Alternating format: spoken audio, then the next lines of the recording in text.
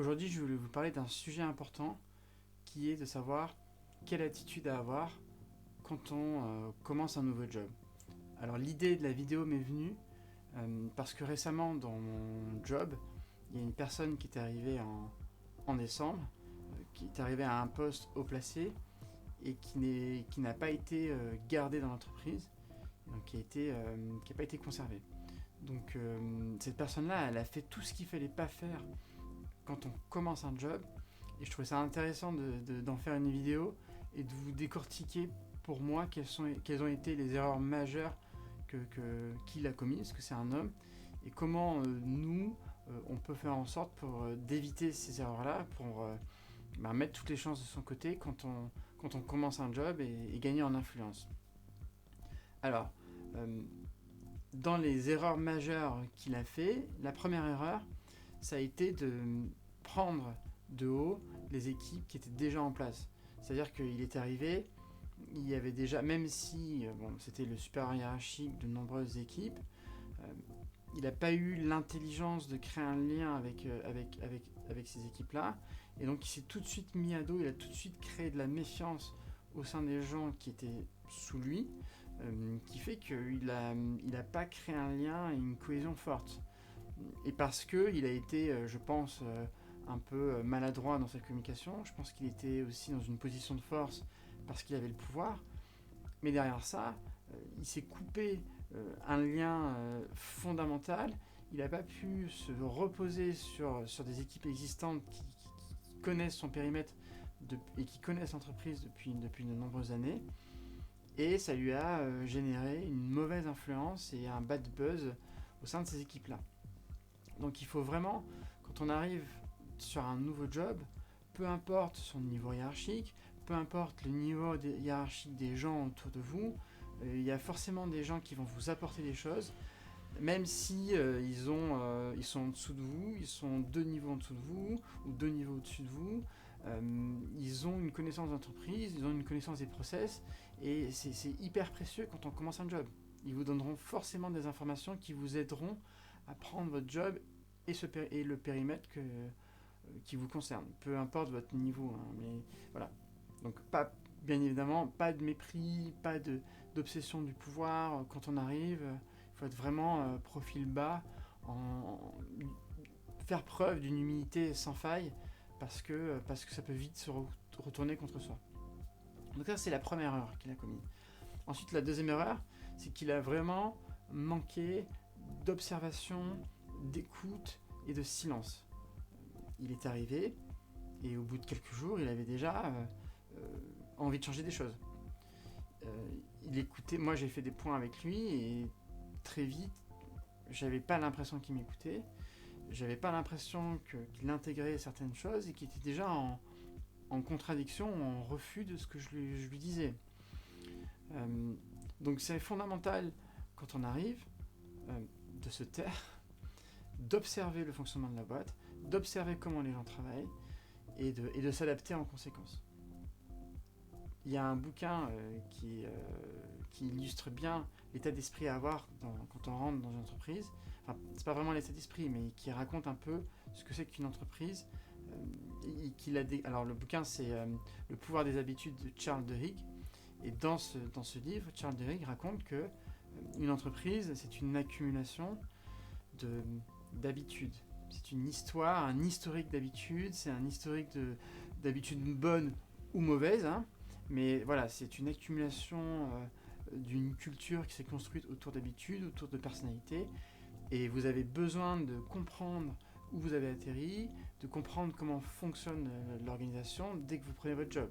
Et pour ça, il faut faire preuve d'écoute, d'observation et d'un silence total. Et d'une discrétion totale. Évidemment, poser des questions. Enfin, quand je dis silence, c'est pas faire voilà, pas d'excès dans les réunions, pas vouloir tout de suite montrer qu'on sait, machin, mais être complètement dans l'écoute et dans l'observation. Donc ça, c'est la deuxième erreur qu'il a fait. Ensuite, la troisième erreur, c'est qu'il a voulu tout changer tout de suite. Ce qui est ridicule. Quand, quand vous allez voir un médecin, quand le médecin vous ausculte ou analyse un malade, il va prendre le temps de comprendre qui est le malade, quels sont ses symptômes, qu'est-ce qui va bien, qu'est-ce qui va pas bien, et après il va faire un diagnostic, et après il va soigner la personne. Bon, mais là c'est pareil, vous arrivez dans une organisation, vous voyez des choses, vous n'allez pas tout changer tout de suite parce que, vous savez pas pourquoi ces choses-là sont en place, il y a forcément une raison, bonne ou mauvaise, mais il y a une explication, et ça il faut la comprendre. Et deux, si vous changez tout de suite, alors que vous n'avez pas compris l'organisation, vous allez forcément faire des erreurs. Et lui a voulu changer des choses tout de suite, il a voulu s'imposer tout de suite, il a pris des décisions stratégiques sur des sujets sensibles comme le Brexit par exemple, et ça a été une catastrophe.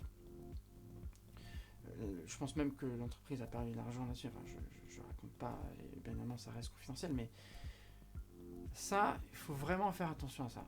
Et quand on a de l'ambition et qu'on veut tout de suite faire ses preuves, surtout au début quand on prend un job, il faut vraiment canaliser cette envie et ce surplus d'ambition et de motivation. Il faut vraiment faire preuve de patience. Ce qui est dur, hein, je me mets à la place de... Même moi, quand j'ai commencé ce nouveau job ou d'autres jobs avant, j'avais envie de montrer que je savais, j'avais envie de montrer que, voilà, que j'étais beau, que j'étais intelligent. Voilà, il faut vraiment faire attention à ça.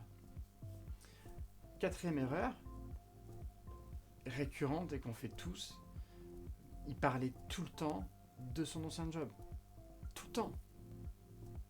Oui, mais quand j'étais chez machin, on faisait ça et c'était super. Et quand j'étais chez machin et chez... On s'en fout de la boîte dans laquelle t'étais. Si t'en parles tout le temps, c'est que t'as envie d'y retourner en fait. Donc qu'est-ce que tu fais là? Ne parlez pas de votre ancien job. Vous parlez-en de manière minutieuse, de manière très mesurée, mais ne parlez pas tout le temps de votre ancien job. Oui, il manque des choses, oui, il y a des outils qui étaient mieux avant, oui, il y a des process qui marchaient mieux avant, mais évidemment. Mais du coup, quel est l'intérêt de prendre un nouveau job si vous n'avez pas un challenge intellectuel d'une manière ou d'une autre? Donc, et les gens qui parlent tout le temps de leur ancien job, ben ça agace. Moi, quand quelqu'un arrive dans une entreprise, sur un périmètre, et qui parle tout le temps de son ancien job, je trouve ça agaçant. Je me dis, mais ok, ben, si tu parles tout le temps de L'Oréal, parce que tu travailles chez L'Oréal, ben, retourne chez L'Oréal en fait. Retourne chez L'Oréal. Qu'est-ce que tu fais dans l'entreprise? Donc attention à ça. Vraiment, faut vraiment faire gaffe. Parce que beaucoup de gens font cette erreur-là. Et c'est pas une erreur grave, mais ça agace un petit peu. Ensuite, bon, donc ça c'est les 4 erreurs majeures qu'il a fait. Après moi il y avait d'autres points que je voulais mentionner avec vous, qui sont un peu des petites techniques d'influence entre guillemets, ou des petits tips pour faire en sorte que vous optimisez votre prise de poste.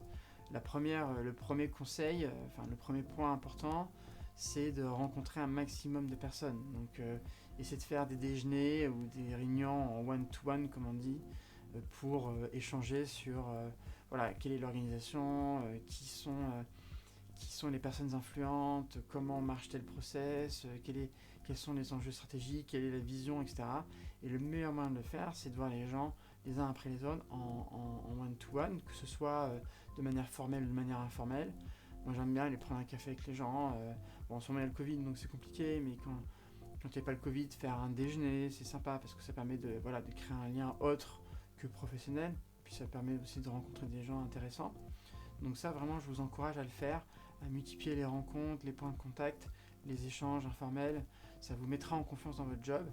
Et puis vous serez bien et vous aurez plus d'informations pour prendre votre poste. Enfin, un autre conseil, une technique d'influence que je voulais mentionner, qui est un petit détail mais qui est importante quand même à mes yeux. Alors c'est mon ami Dale Carnegie qui le mentionne dans son livre. Alors, je sais, j'en parle souvent de ce livre, mais c'est vraiment une bible pour moi.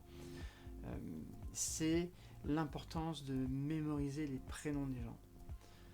Le prénom de quelqu'un, c'est ce qu'il a de plus précieux et il est très attaché à son prénom.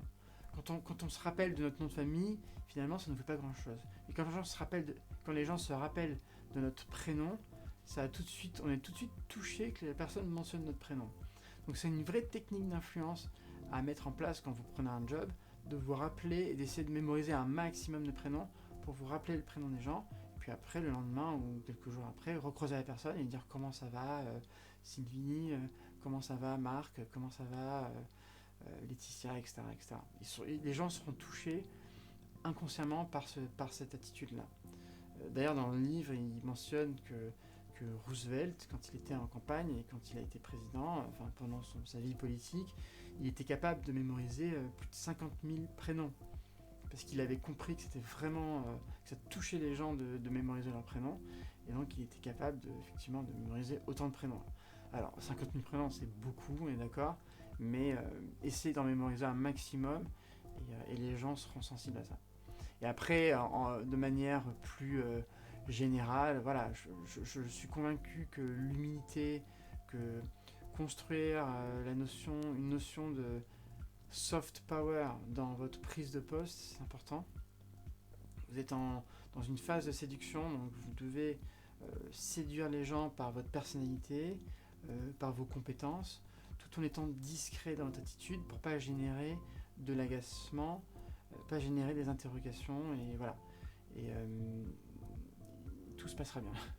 Mais la plupart des gens que j'ai vus qui ont pris leur poste sur une démarche d'humilité, de discrétion, d'écoute, d'observation, en tout cas sur les premières semaines ou les mêmes 2-3 premiers mois, après ils ont vraiment pris bien en main leur job, ils ont mis en place le plan d'action qu'ils devaient mettre, qui était dans la feuille de route de leur poste, et tout s'est bien passé pour eux. Et à l'inverse, tous les gens, donc le monsieur dont j'ai parlé, mais il y a d'autres personnes, j'ai d'autres exemples aussi, à des niveaux divers, mais des jeunes ambitieux qui arrivent et qui veulent déjà tout changer, qui trouvent que tel process est nul. Alors ça fait même pas 2 semaines qu'ils sont dans l'entreprise, ou même pas un mois. Ça c'est rarement apprécié. Donc attention à ça. Mais avec les techniques d'humilité, d'observation, il n'y a pas de raison que ça se passe mal.